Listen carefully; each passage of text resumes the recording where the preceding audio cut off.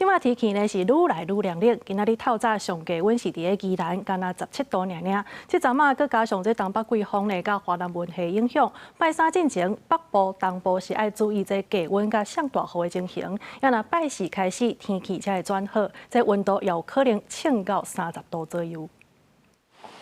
北部乌阴落雨的天气凉凉冷冷，受到东北季风和华南云系影响，拜一北台湾东半部的雨势明显。拜三开始，阁有一波新的东北季风来到台湾，不过加在雨敢若会落一天，加长工拜四就开始一路好天到礼拜。 提到今天，主要还是要注意在东北部这边的大雨哦。那各地的云量都是比较多的，都比较容易会有下雨的情形。那到了礼拜四，整个东北季风减弱了，所以它降雨的情形又会再更加零星一些些。温度的部分，拜一、拜二这两天日时拢真凉冷，平均低温无到20度，上高温嘛干那24度。东南部的温度就较悬，日时高温的普遍接近30度，不过早暗温差真大，差要10度。 拜四就会开始变好天，温度会慢慢啊回温，全台低温恢复到20度以上，高温也会来到30度左右，到时天气就会淡薄仔热。那整个温度上面也会有